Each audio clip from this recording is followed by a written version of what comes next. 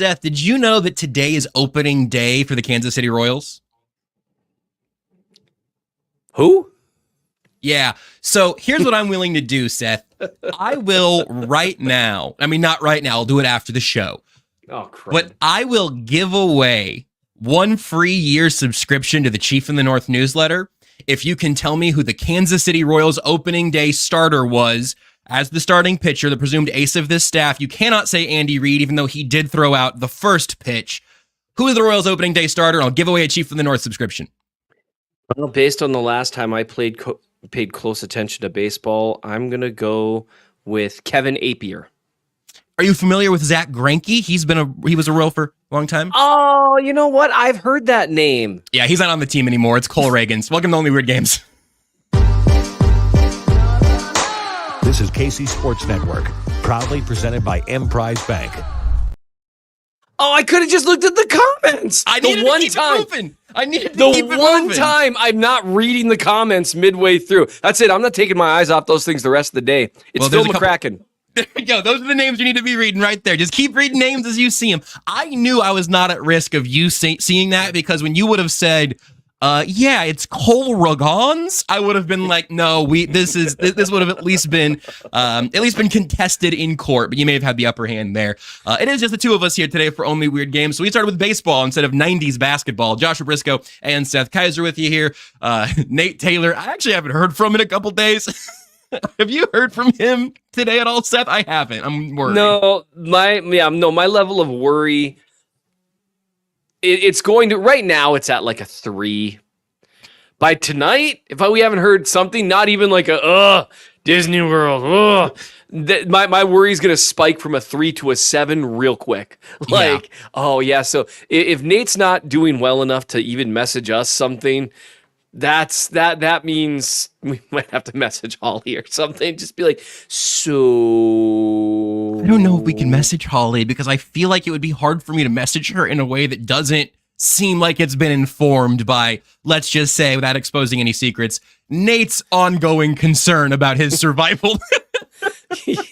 That's everyone's ongoing concern when they go to Disney World. I don't know. It's a great place, wonderful place to go if you've got a couple $1,000 liquid cash, and you are willing to put up with a sea of people, and you also don't really care about the quality of the food that you eat, and rides don't bother you. And you don't have any feeling in your feet or knees or any joints from sort of hips down. If you're fine paying $50 extra for the premier parking and you still walk a mile, that one still burns. There are two things that upset me. There are two things that upset me from Florida.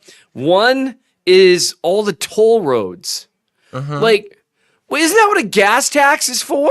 Like, I got to pay for the privilege to drive here when I've already paid the gas tax? That makes no sense, and it made me mad the whole time until Jazz told me I wasn't allowed to complain about it anymore, so then I stopped. Well, hey, those rules don't apply here. And then and then the fact that I paid that much extra money, because, they get you to the front, and they make sure that they see, so this is at Universal, and they make sure that you see there are 30 rows of cars, 50 cars deep. And they say, well, you could pay $35 for parking, or you could pay $75 for premier parking. You're already paying an obscene amount of money to be here. What's an extra $40 to park in a better parking spot? And you think to yourself, you naive fool, that does make sense. It really does. And then you pull up into a parking garage roughly the size of the moon. And you're like, well, surely, since I paid my extra, 2 pence, I must be going right, which is closer. Why is that arrow pointing me left? What do they mean by premier? And then you park and you realize that you are so far away from your destination that you can't see it. And it's like an island, a gigantic island with roller coasters, and you can't see it. So anyway, I hope Nate's doing okay. I don't think I get it. I think is where I've arrived. And maybe just because I've heard parents complain about it way more recently than I've heard kids be excited about it. Like I'm old enough to be taking a kid to Disney World or Land or whatever, Universal. And I don't think it's probably for me. The Star Wars side of it all is enticing. I think that if I could just do that at a price and effort level that wasn't exorbitant, I'd happily do that. But like, we went to Florida last time, and we drove out of our way to go swim with manatees instead of, getting stuck in line behind a whole pack of like hangry children and their hangrier parents. I also don't love just standing outside and sweating without anything sort of distracting me from that. And I feel like when you're standing in line, that's when the beads of sweat have to feel the strongest, and when the aches in your ankles must hurt the most. And I don't know that I'm built for that. I don't know that my call to any of these amusement parks is actually that strong. I think me and some friends are probably going to hit Worlds of Fun this summer. We can do that it's an entirely different world, and everyone very different vibe who's been to both, I would imagine, knows that's more like a not a tiny state fair, but not a huge state fair vibe, right? Renee and I went to the Kansas State Fair years ago, and it was weird and fun, and again, not oppressive from a mouse in any way, shape, or form. Yeah, it's a fun experience to have with your kids, and you make some great memories. And that's really, as a parent, that's what you're buying. You're buying memories. And you can't put a price on that. Well, you can. You have to. There is a price, and you gotta hope you're getting bang for your buck. Yeah, and that's where, like, the bang for your buck thing, I just, I can also, take a walk. Like, if I'm going to be somewhere where these places are, I can take a walk on a beach for free. And like almost get, killed by waves with my 12-year-old son is it boogie boarding or body boarding when you've just got the little boards and you just ride the little waves, or not the little waves, but you just ride them in. Boogie board kind of thing. I think boogie boarding. And I mean, that's a way better memory. And that cost me, a couple of cheap boogie boards and my dignity. Because there were the waves were big enough that day that there were actual surfers out there. And I just had to be like, look, I'm glad you guys are out here, because if a riptide takes me and my son out, you guys will save us. But I'm just going to embarrass myself. They're all going to give me dirty looks because they're trying to video themselves. And I'm sitting there in their thing like, hey, and they're trying to, actually surf. And I'm like, no, me and my 12-year-old, we're doing this. And see, a lot from Minnesota, don't you know? It's like just like from my house. Oh, hey, I'm sorry, didn't see you there.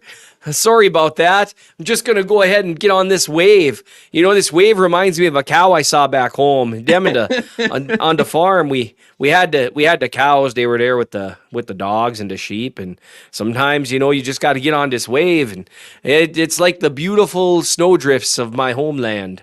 And so my accent varies wildly. When Nate's not here, someone else has to commit to the excruciatingly long character impression, and I appreciate you being willing to do that today.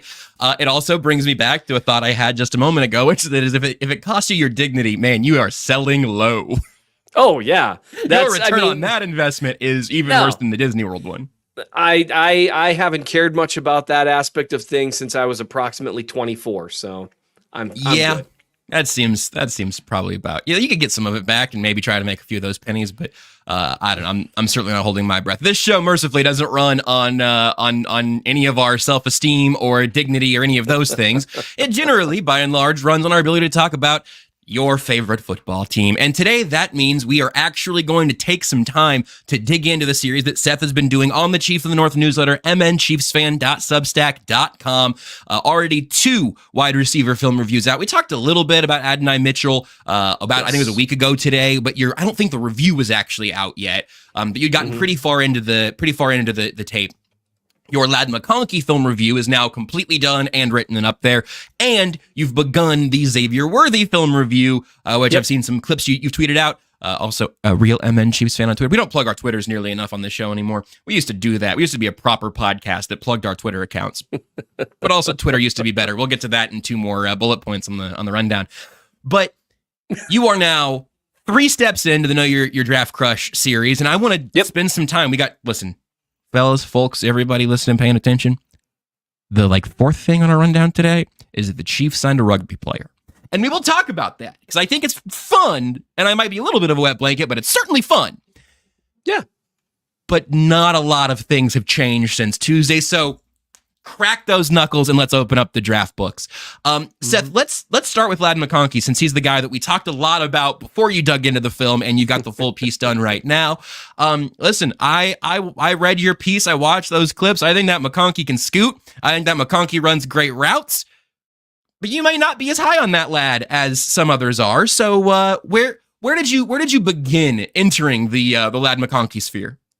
So it's complicated because I like Lad McConkey's film.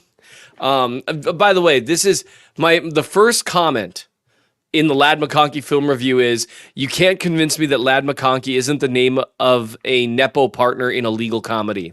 Yes, 100%. Right. And my response was, he's the president of the fraternity who is resistant to any change and already has an internship lined up at a high-rise stock company and is dating the protagonist's love interest in a college comedy. So, ran out of breath there. So That's okay. Here's the His deal. pink polo is definitely a medium. Oh, it's medium. It's medium. Oh man. And you know what I said? Looking at the film review, he looks like he's kind of a medium receiver. Yeah, no, well, he's maybe, I was trying to think of good comparisons for him, and we've got one in the comment section already. We've got, we've got a Julian Edelman prototype, kind of a Wes Welker vibe, little Hunter Renfro-ish. Reminds me a little bit of Eric Decker from back in the day. So funny. There's some Hunter Renfro vibes, maybe a little bit. And I know what you're thinking, Seth, those are actually some kind of different receivers. They are in many ways. But not in every way. Yeah, you did something amazing. You compared Lad McConkey to Tyler Boyd. I did. Seth, if I could just, if it's not too much for me to. Thank you. Well done. Thank you. Well done, Seth. You deserve this. Yep. You're healing a fractured nation, comparing Lad McConkey to Tyler Boyd. I couldn't, I was trying to be careful because some jokes that we can make on here, they're not going to land the same way when you're writing something. Uh-huh. And so I tried, I tried basically saying, stop me if you've heard this one before. McConkey is a short, smaller wide receiver with terrifically quick feet and short area agility who can stop, turn on a dime. It feels like I've just described multiple players from the last decade and a half. No, it's easy to lump McConkey into a certain archetype.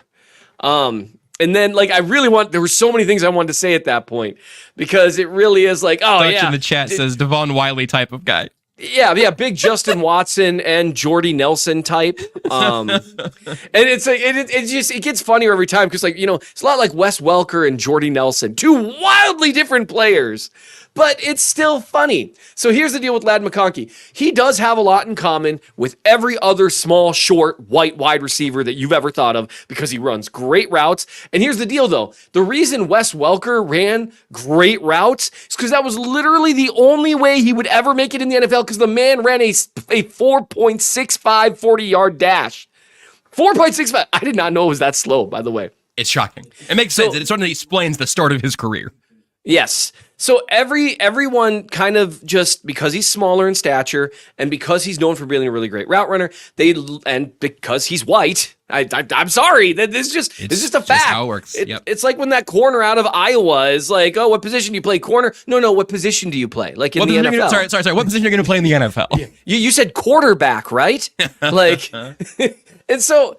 People compare him to the Edelmans, Welkers, Renfros of the world, or a pure slot guy like Tyler Boyd, which is funny because Tyler Boyd's bigger by quite a ways. Here's the deal.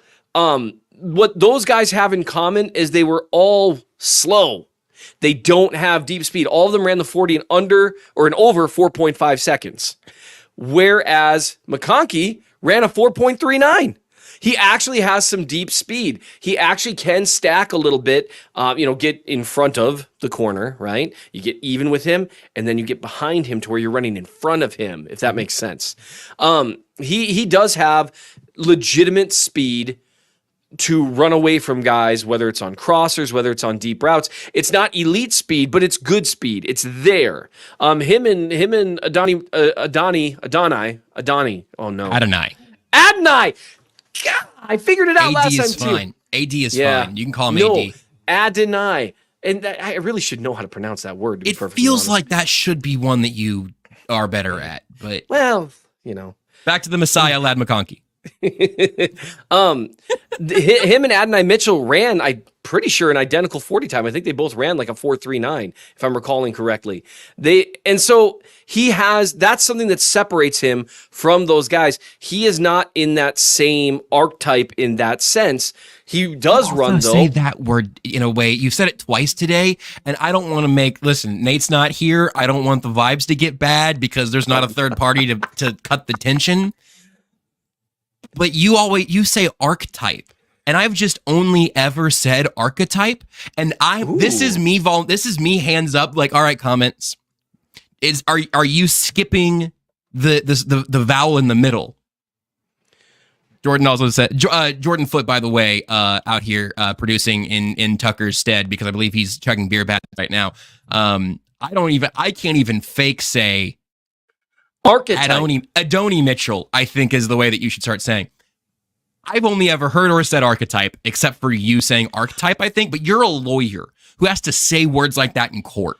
Yeah, but I don't say words like that in court because only complete tools talk like that in court. To be perfectly honest, hey, you know what? Free legal advice. If you've got an attorney that goes out of his way to sound really lawyery, he's probably not a very good attorney. I'm going to be real with you. Now, unless you're at like the Federal Court of Appeals or something, because then, yes, by all means, be incredibly formal. But Seth, what if the lawyer said something like, "I'm interested in your property. It's exactly what I've been looking for. To make it perfect for me, I just need to know if the unit is pet friendly."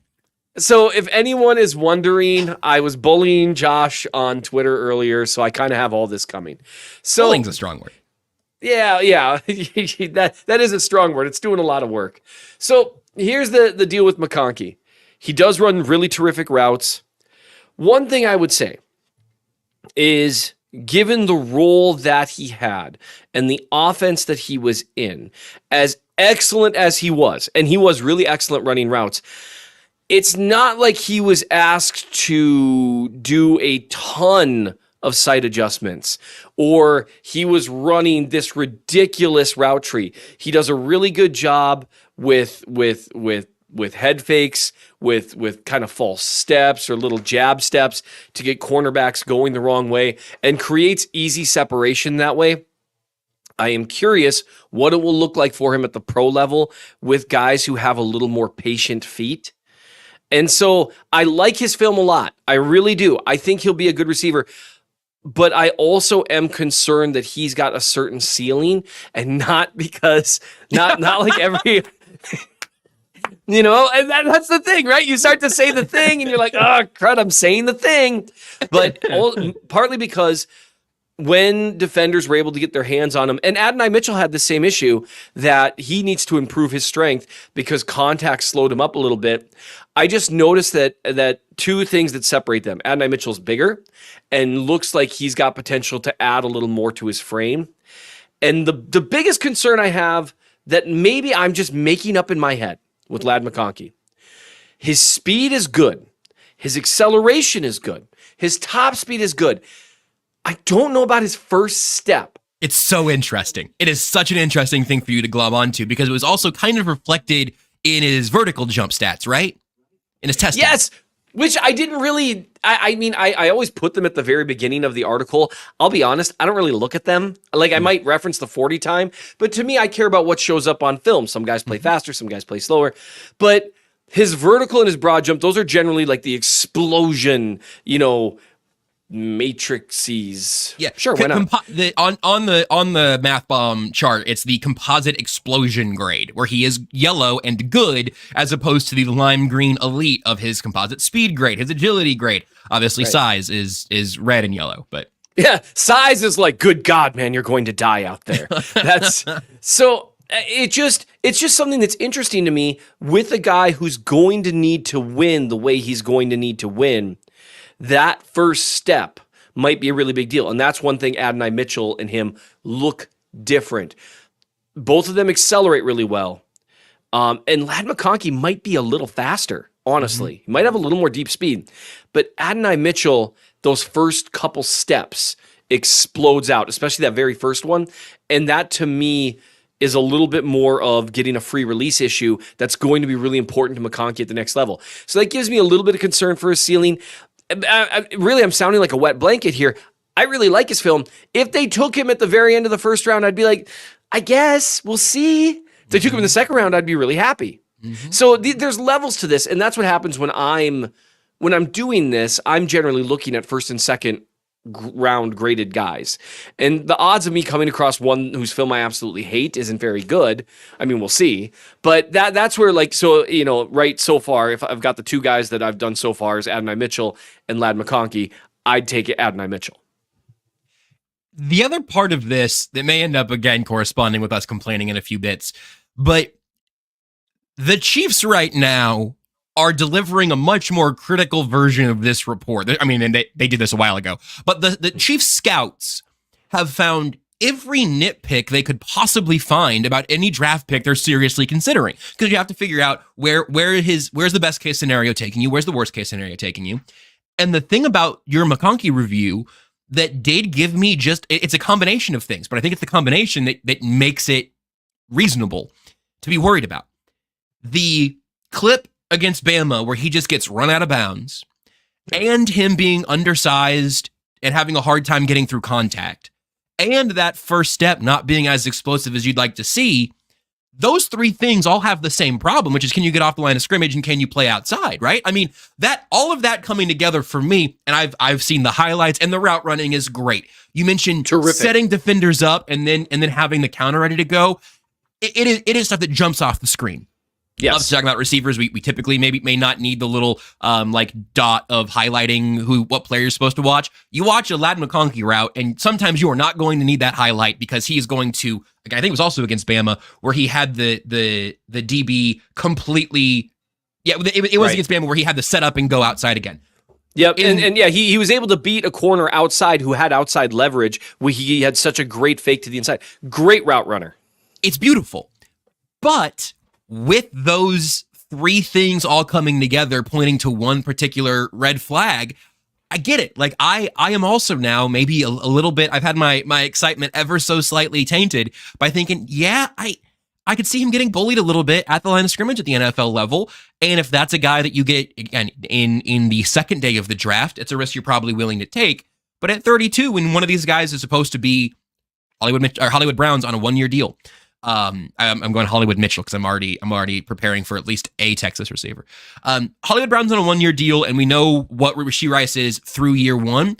Their receiver at 32, if they go that way, and frankly, maybe even their receiver in the second round, if they go that way, needs to be a guy who is high in the rotation, your number one or number two guy for a long time. And I see the risk now. Right, and that's really where it matters. Fit matters, and again, you know, first round versus second round stuff. And I you know how I view the draft. It's pretty crapshooty out there, but it really is a situation, especially in this draft. You generally want to shoot for ceiling traits. Now, route running is a ceiling trait in a sense, but when you've got a guy who's maybe already maxed out that ceiling, I don't know. It's really tough. He could be a guy who ends up being 1,000-yard receiver every year. And if that's the case, that's worth a first-round draft pick easily. Even if he's never like this, you know, people say things like a true number one. I don't know. Everyone means something different when they say that. Yep. Not every offense is going to have, you know, Jamar Chase or Devontae Adams or Tyreek Hill as its number one guy. And so that's, I mean, last year the Chiefs ended the season with Rashee Rice as kind of their number one guy.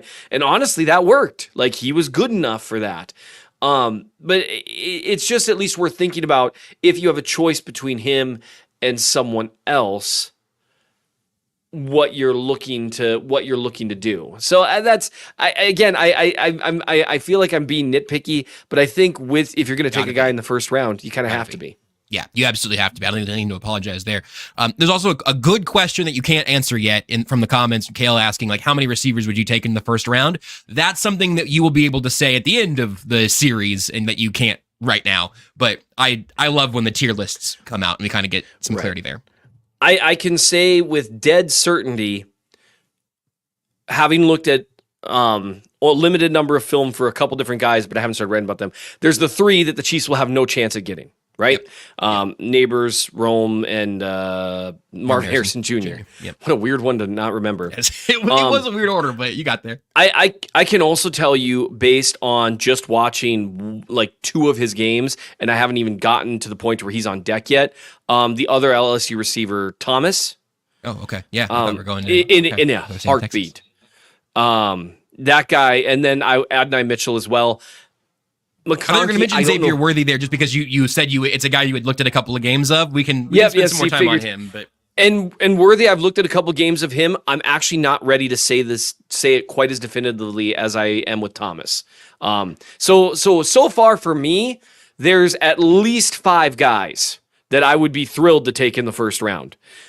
And we got a lot of receivers left to look at. So that's good news. That is the only good news that I can possibly think of stemming from this weekend, Josh. All right, well, that's good. Let's go ahead and give some bad news before the sermon starts, because I wanted to take, because I know how all of us feel right now about highlighting the negatives publicly. It's less fun for everybody, and most of the time, some people, I would say an incredibly small portion of the people who actually are watching or listening to this show, but some people make being even slightly negative a miserable thing to do on social media or in podcast form or whatever. Yes. We're not complaining yet. We'll complain more in a minute. I'd like to take a minute here to revisit Sky Moore, because and I don't have like a specific thing in mind other than the physicality, and reading through McConkey's review made me think about some of the Sky Moore analysis before that pick. And he was a second round pick, not a first rounder, not at the end of the first. And the reason that hasn't worked so far, it's sort of different because we're talking about now, I guess, essentially drafting his replacement. And I think Sky Moore will end up on this team next year if I had to guess. But what went wrong in the Sky Moore experience to this point? What of his traits that either maybe you saw and noticed in college and you went, this is something that could bite him, or maybe it was something that didn't reveal itself until arriving at the NFL level? His lack of high level acceleration and top end speed, combined with his lack of strength. He was never a quick twitch guy, and he was never a run away from coverage type guy.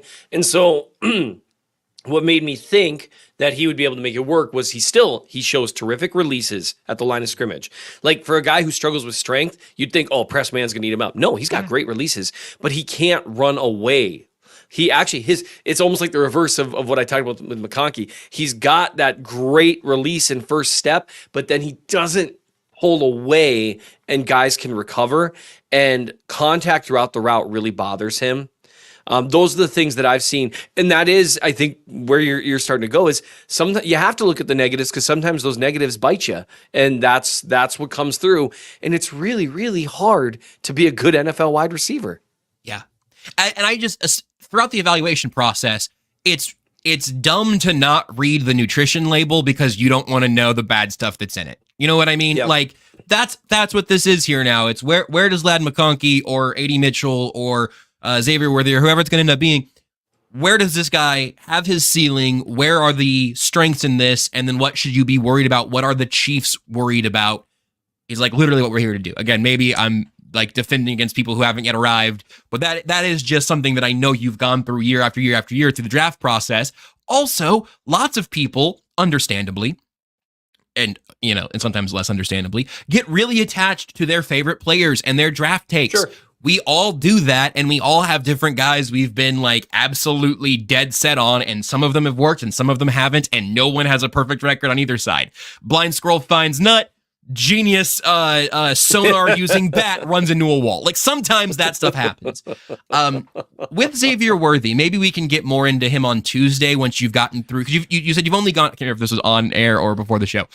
You've looked through some 2022 tape and have just started or haven't yet started. Yep. 23. One game of 23.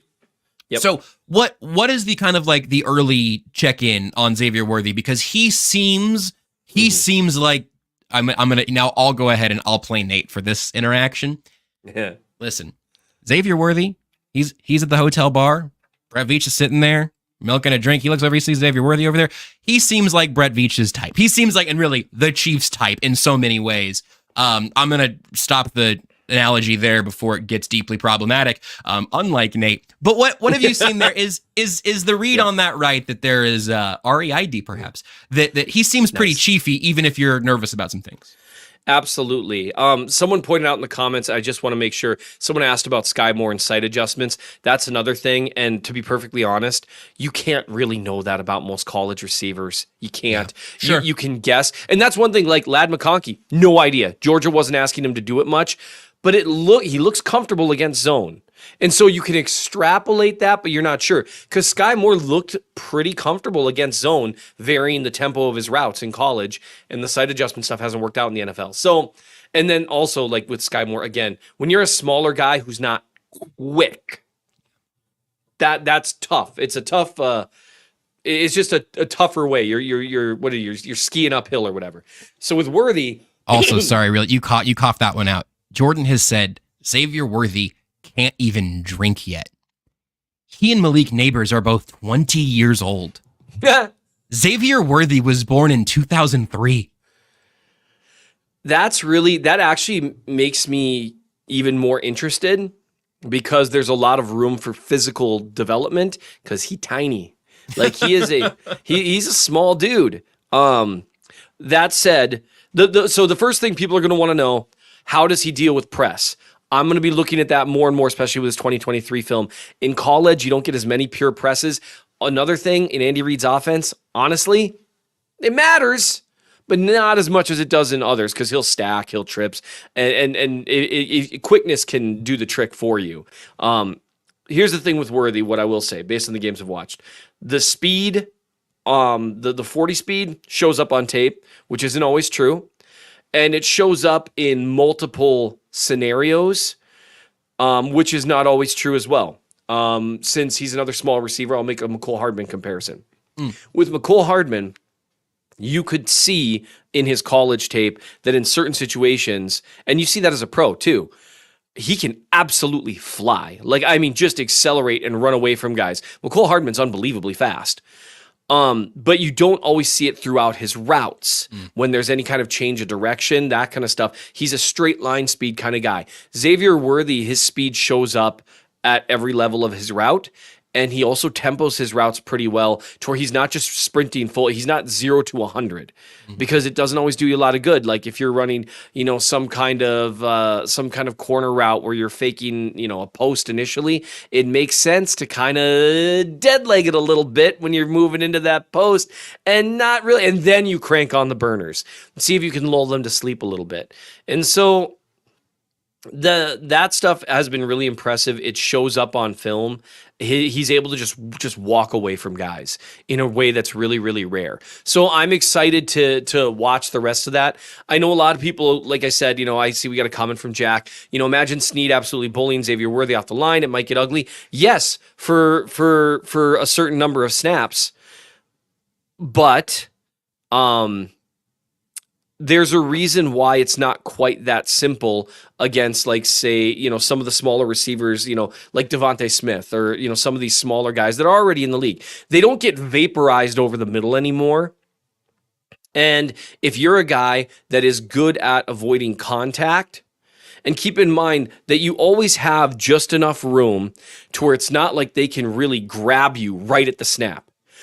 If you've developed the ability to dip that shoulder or to get to the side just a little bit, you can get around that and create situations to where they miss. And that creates risk there. And so that's what I want to see, is how he deals with contact.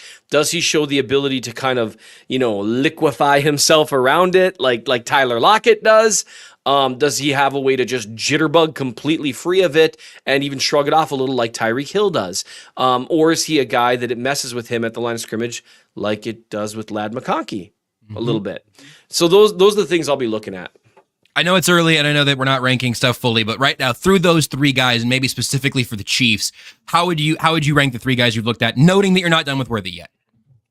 Right now, it would Let's take a break. We appreciate you supporting KC Sports Network by listening to our podcast. You have helped us become the highest ranked Chiefs podcast network in 2022 and 2023. And don't forget about our daily Substack newsletter, the best written analysis you can find on the Chiefs straight to your inbox every day. kcsn.substack.com.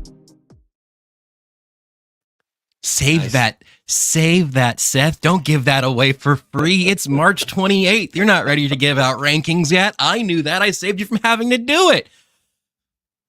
You're a good friend.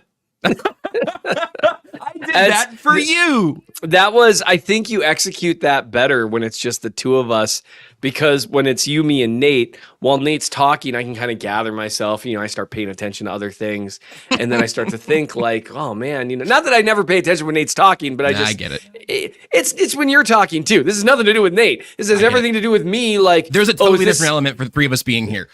Yeah.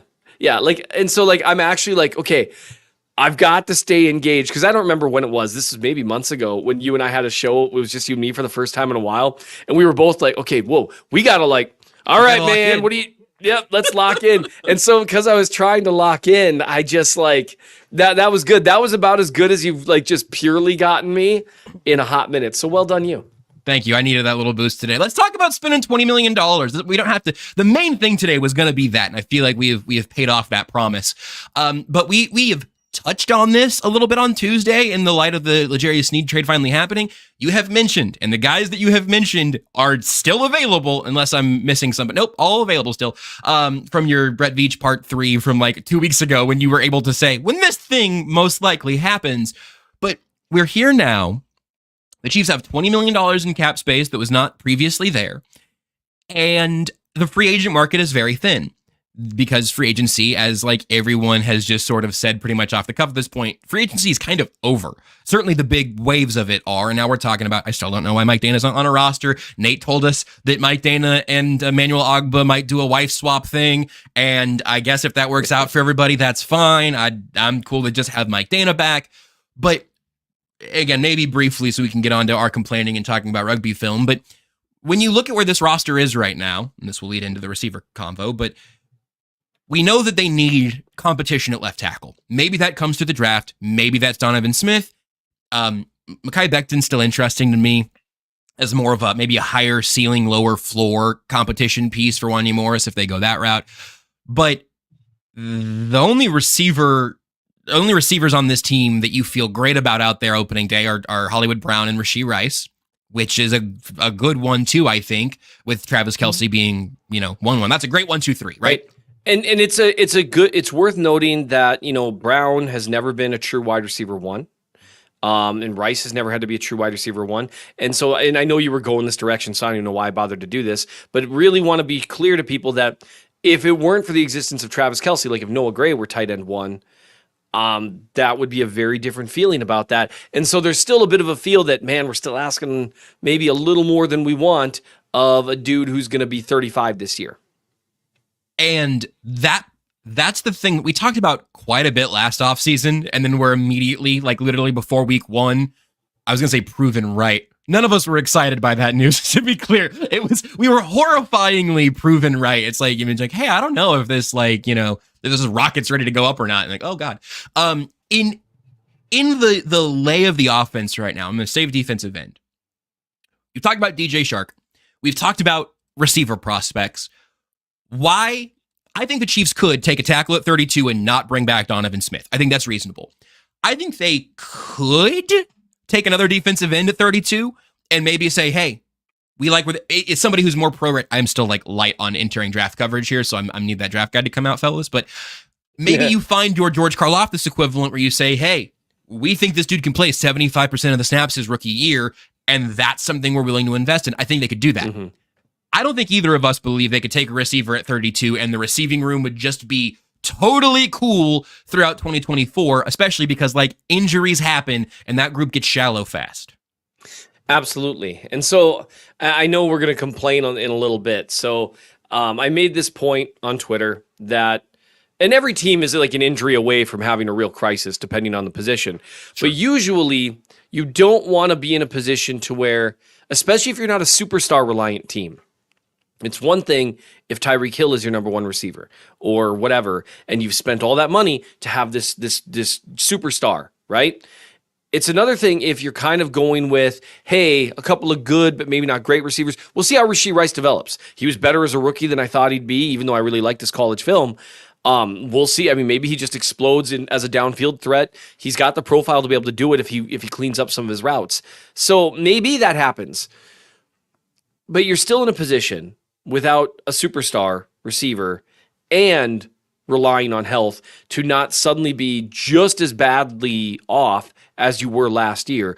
Arguably worse, because for as bothered as everyone got by MVS last year, the alternatives, when it came down to it, the alternatives are still on the roster.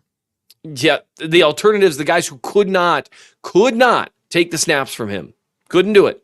And that includes, it's like, oh, well, they were just giving him snaps because of the contract. Let me tell you something. In the playoffs, there's no way Andy Reid was saying, no, hey, I'm going to give MVS this deep ball call on 3rd and long in the AFC Championship because he gets paid more than Justin Watson. No, it's because MVS is better at separating deep than Justin Watson is.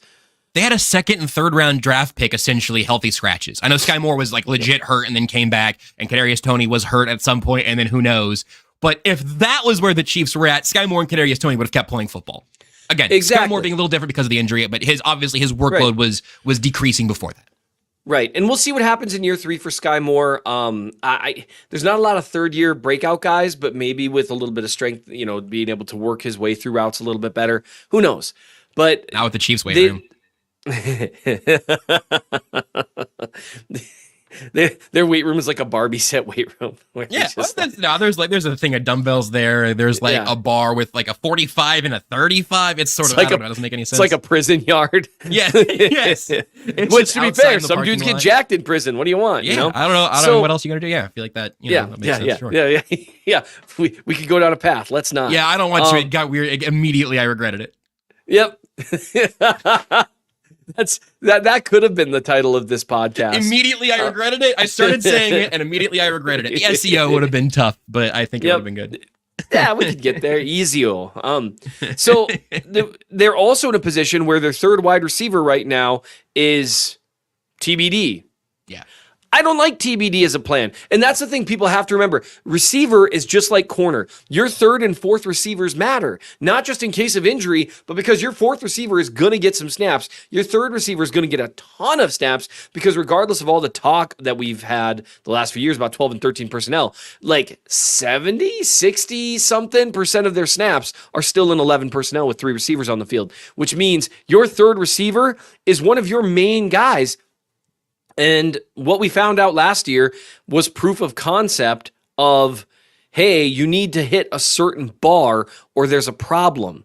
And so that's where, for me, I would love it if they drafted a receiver in the 1st round and signed one more reliable type veteran who would have been, like, people can talk about how, like, DJ Shark doesn't move the needle yet. Josh Reynolds just got signed by the Broncos. Or even honestly, I think Odell Beckham Jr. will want more money than he's really worth. Or Hunter Renfrow or, Tyler Boyd. All those names I just named, all those underwhelming names would have been the best receiver on the roster last season until Sky Moore broke out late. Until Rashee Rice broke out, but yeah, 100%. So yeah, you said Sky Moore. Did I say Sky Moore? Until Rashee Rice. I was so busy trying to hammer that point, but until I also forgot Tyler Boyd was still a free agent. There was that little bit of a murmur that he was going into Pittsburgh, and he's still out there. That never went anywhere. Yeah, and he's a pure slot guy, and so that's kind of goofy in terms of what you need. If you're the Chiefs, here's an even bigger shocker. Currently, I'm reading a story about it on the Draft Network. Which is a real site still somehow. Yeah, sort of. good. I mean, I think maybe good for the people still. That I just was surprised to see they had a story out 2 days ago. Yes. So the idea is you want 3 receivers. The proof of concept was 2022, not 2023. 2022, when MVS had a better year than he did in 2023, and Juju Smith-Schuster was a solid to above average receiver who could be counted on. You really could, and then, they had McCole Hardman, who was kind of their 3rd guy. Not super ideal, but they were able to make it work. That was the proof of concept that you could have a really great offense with several reliable guys, and they've got a chance to do that.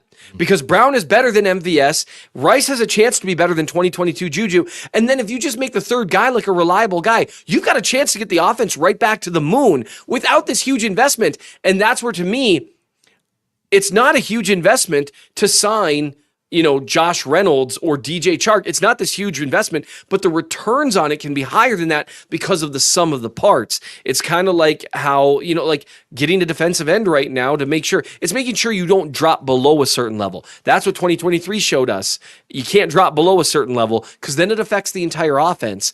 They have a chance to be above and beyond that level and keep themselves there. So that's... With receiver and defensive end, those are the two where I'm like, I feel like I can't compromise on that. It's like, guys, we really need someone there.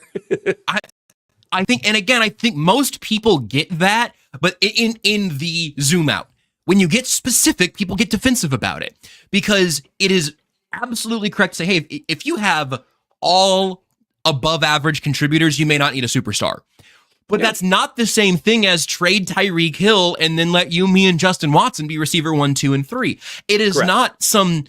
And also, if Hollywood Brown has the best year of his career, which I think there is a real chance that he does, like a pretty good chance that he does, it might be 51%. If he is, as you said when they signed him, like viewed as a legit wide receiver 1 at the end of this year, fabulous.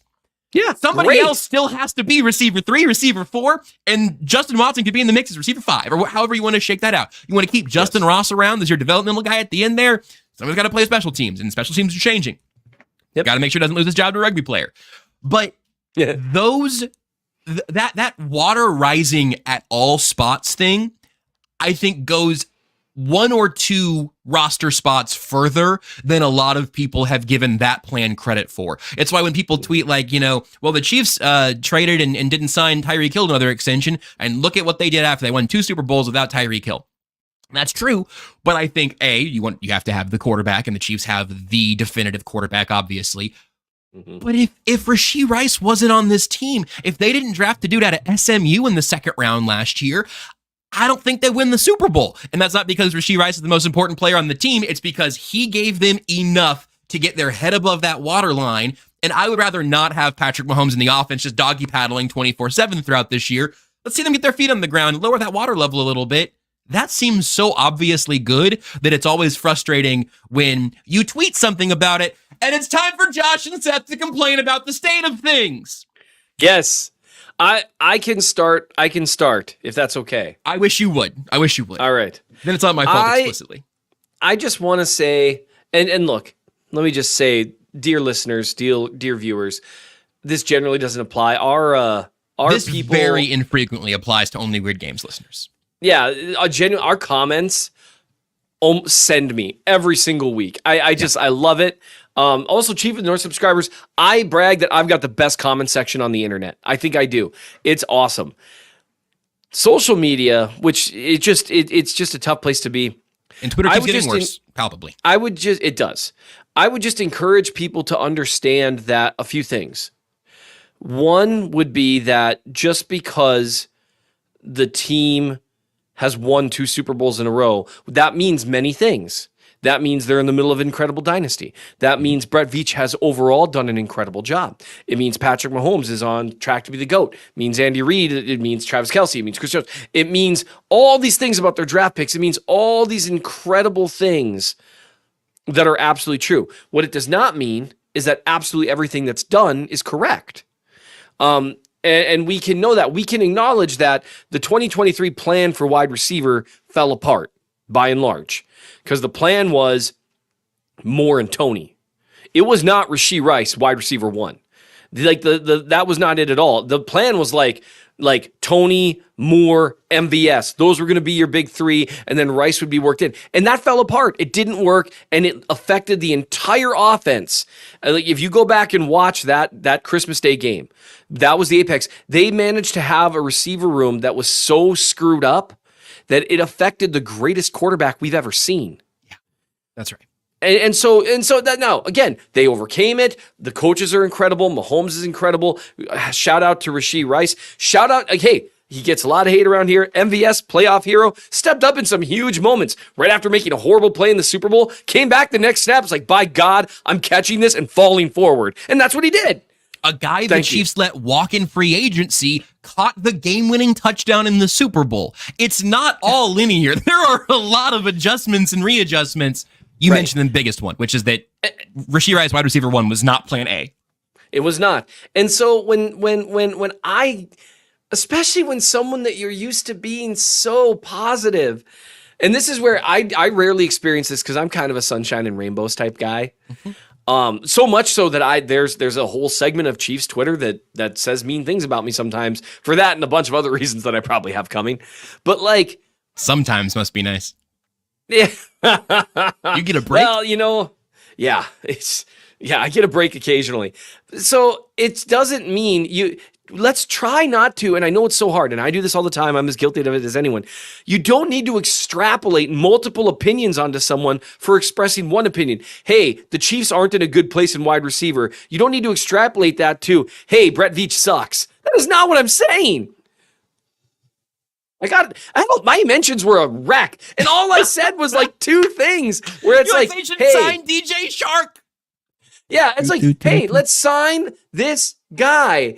Let's make sure the rising tide lifts all boats. Let's make sure we've got a little bit of redundancy in the room. Let's just, you know what? If MVS wanted to come back for $2 million a year, I'd say I'd feel better about that than I do the current state of the room. And oh man, I cannot wait to see what the comments say about that. But I would feel better about it because, hey, look at that guy who can line up on the boundary. I will not take the bait, Grayson Jaspers. I'm still mad at you for the whole Seth thinks Hugh Veach sucks. incident. Got it.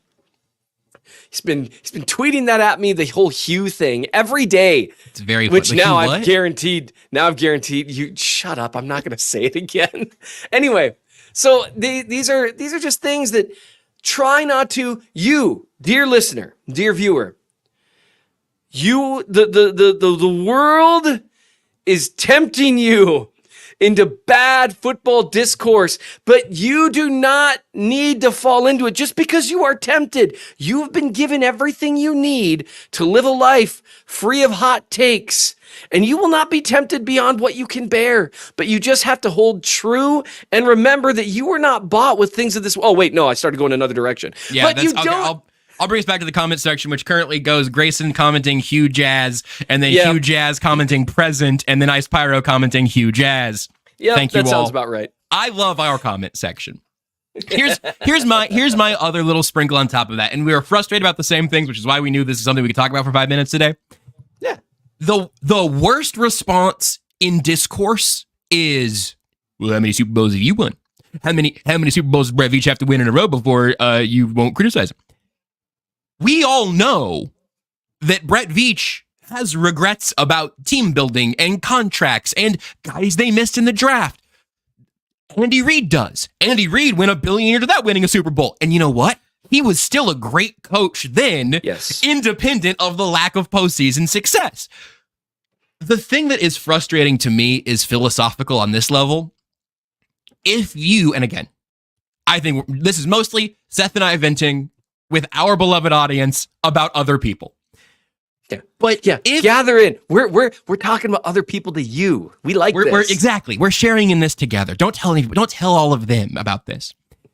But if your thought is you guys are 2 jackasses who know less about team building than Brett Veach, that's at least partially true. At least the jackass part. Definitely unequivocally true. But you got to know that coming in, right? Like, if you think we're dumb, don't listen. If you think that we are unfair, I would honestly say don't listen. Like, I think that what we do, and I don't think all sports media does this, to be clear, so this is where it does end up falling on the viewer, the listener, the commenter, or whatever, to be purposeful with their attention. Mhm. If you come up on somebody who you think is being disingenuous, move on. If you think that somebody is being intentionally obtuse, move on.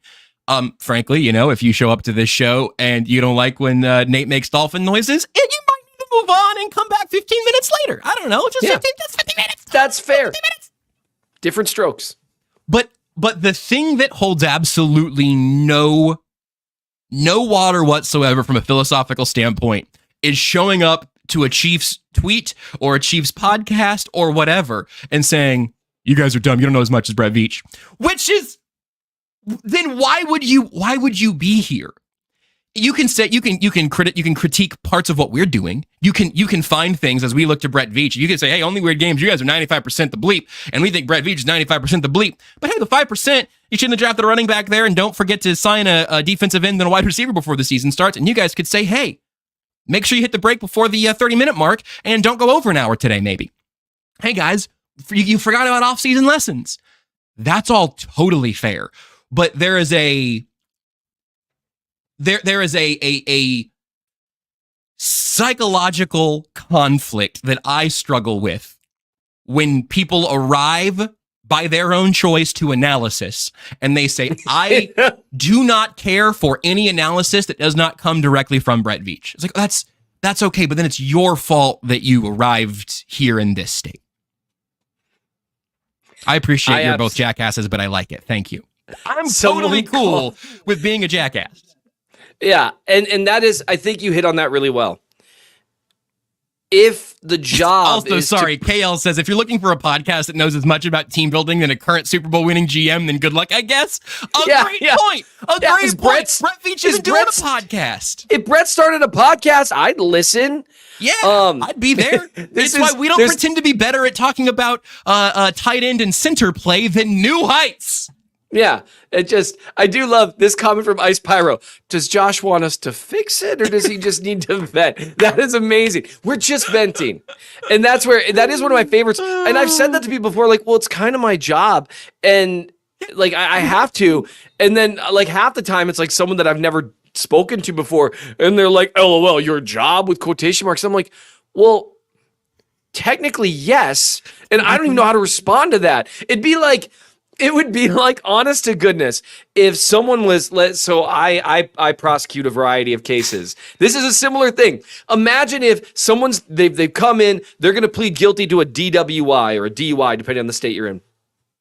And they've pled guilty, and the judge says, okay, we've gone through their rights. Mr. Keysor, do a factual basis. And I say, okay, I'm going to take you back to January 11, 2024. Were you present in Hubbard County? Did you make contact with law enforcement? And I started asking them about like the DUI they committed that they're providing factual basis for. And someone broke in, like, great comment. I gotta wait. I'm sorry. Go ahead. Keep going. Like, why are you being so negative towards that person? Why are you being so negative towards them? They made a mistake. It's like, well, we got to put a factual basis on the record. Yeah. This is America. Like, if they're going to plead guilty, they got to put a factual basis on the record. It's like, I'm just doing my job. And like, it's like, well, who cares what you think?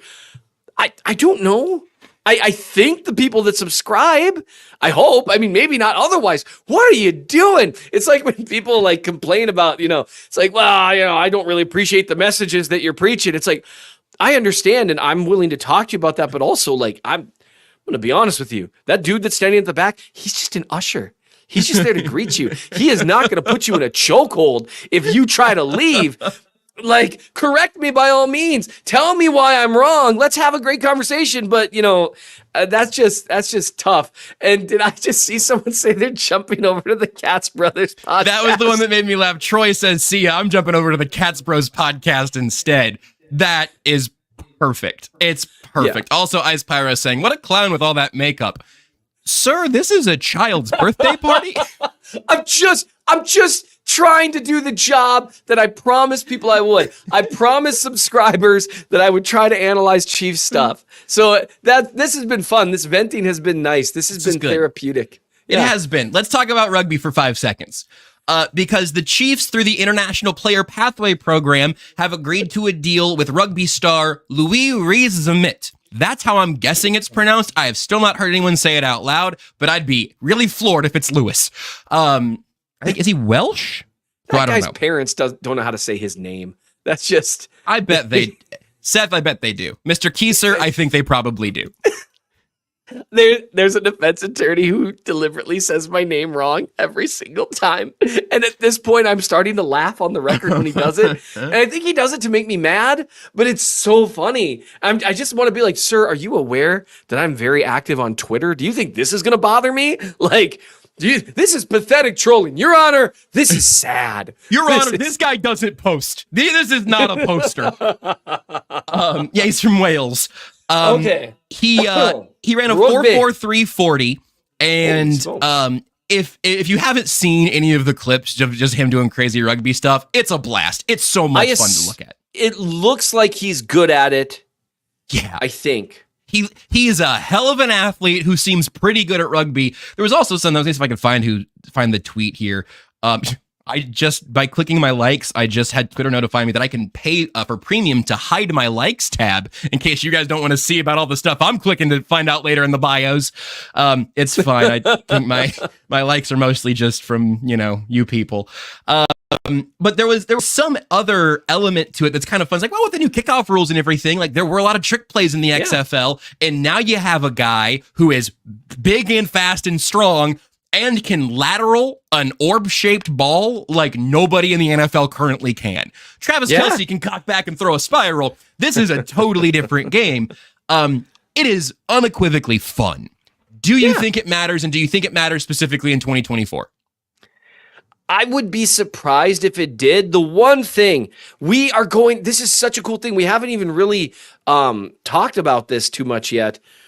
The kickoff rule changes is one of the biggest, functional rule changes that we've seen in a while. And yes, there's only usually about 10 kickoffs a game, give or take on each side.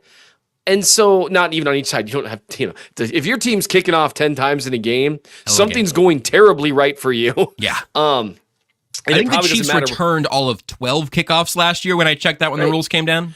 And so just to someone, we always do this show with the understanding that most people who listen to this are people that really follow the news pretty closely. Yeah. So the new rule, we won't go over the whole thing. It's like the XFL rule, basically.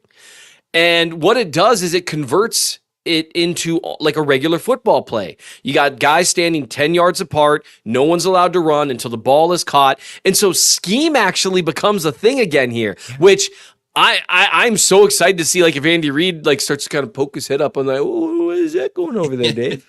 It looks like a football play to me. Yeah, I wrapped up some stuff early. You still working on? I'll take an expo marker. Yeah, I'll hop on the whiteboard. Yeah, just grab this off your desk real quick. No, give it to Dave. Okay, all right. And so that kind of some of the rugby clips I saw, the parts that I could. They have to touch the ball on the ground, because I kept wondering why is the guy diving when Seth, he gets to what looks. Can I say something that's going to? This is not sarcastic. Something that's going to blow your mind if you haven't had this realization already. Yeah, it's a touchdown. They actually have to touch it down. I believe that is the origin of the word touchdown.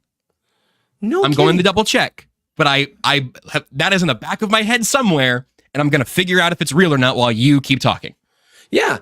And so this is one of the bigger changes we are going to see in terms of what a football play looks like. We've had things that have changed the way the game is played, in terms, especially some of the defensive rules in particular.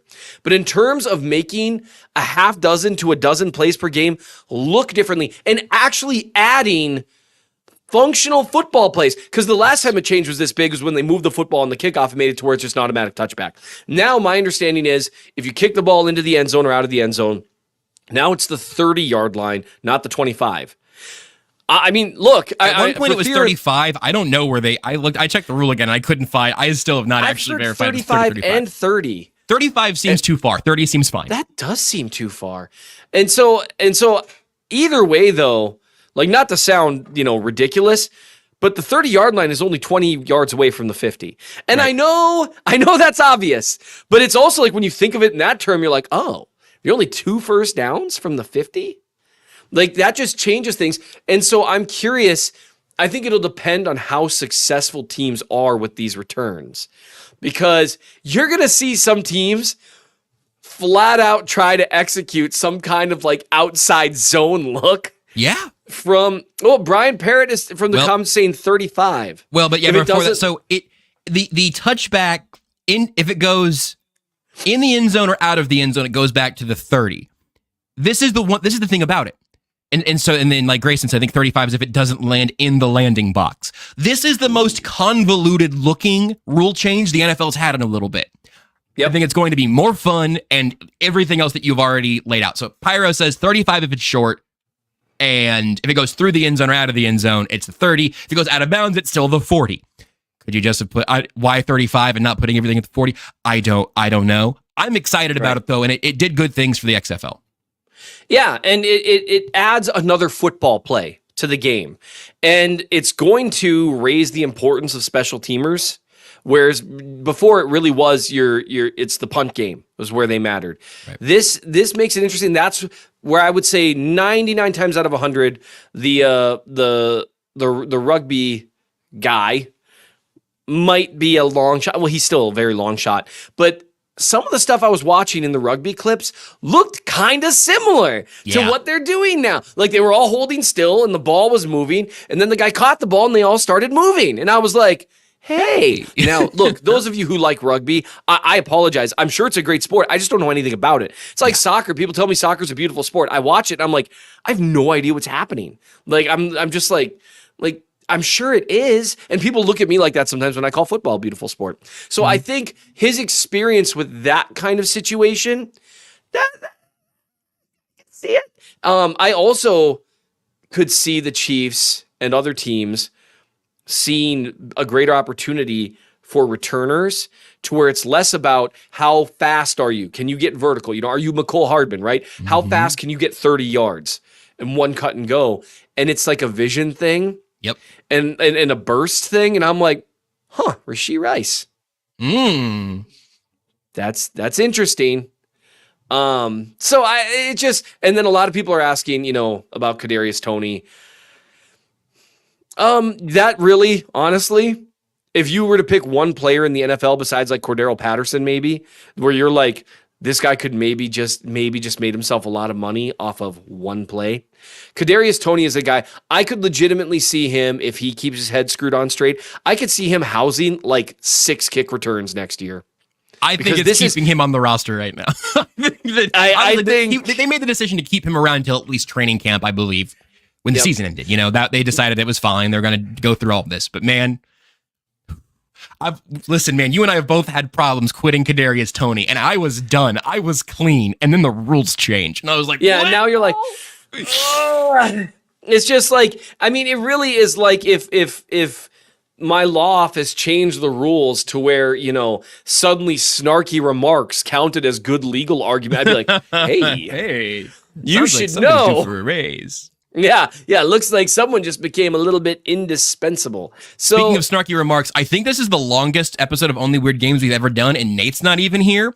So we're not going to have time for off-season lessons, which is really frustrating to me personally. I have 3 things, though, from that topic. So one being I gave you the touchback already. I have 2 mouses because I have 2 computers here. And so I was having trouble clicking. Second thing. Mice?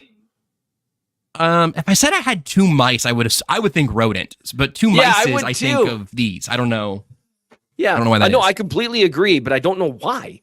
I have 2 mouse. The term, this is from Wikipedia.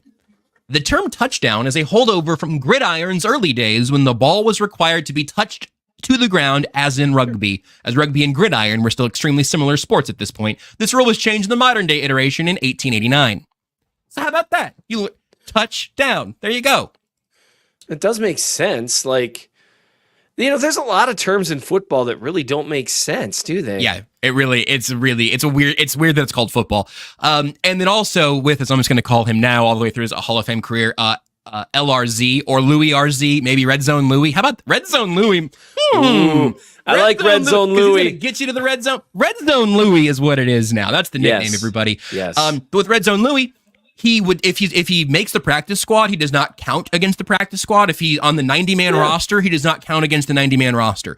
This was also the case with Chew or Jason Godric. What I do not know is I don't think you can have multiple players getting that distinction. So maybe those guys are kind of on for one spot right now. Maybe Godric's closer to actually just making the 53, and that's not even really a question. But it gives him better chances than crazy athlete out of small school D2 or whatever, because it's a part of the International Pathway program or International Players Program, whatever it's called. Players Pathway? Yeah. I don't know. You guys get it. So we've covered everything except for the off-season lessons, even without Nate here. You can read more of Seth's work on the Chief of the North newsletter, mnchiefsfan.substack.com. If you want to hear from people who know who Cole Reagans is, you can listen to the One Royal Way podcast here on KC Sports Network. I'd suggest that, and don't get your baseball takes from us. But with that being said, Seth, Nate's not here. You got to get us out of here. Okay, I can do this. You know, oh man, I'm freezing. Hour and 10 minutes. Hour and 10 minutes. You can't do an Easter sermon in 5. We gotta go. We've gone long already. I won't. I just, one wouldn't think. That it would have been kids, let me turn my chair around. When Jesus Christ touched down on earth. Well, it's interesting that you would call it touchdown on earth, Josh, because, while some would say that, that was his arrival, as it were, John would have said that he really was always with us. Wow, that's fascinating. Jordan, you can go ahead and hit the end screen. I don't want to get in trouble. Time before us. All right, hey, Seth, you have a good weekend, bud.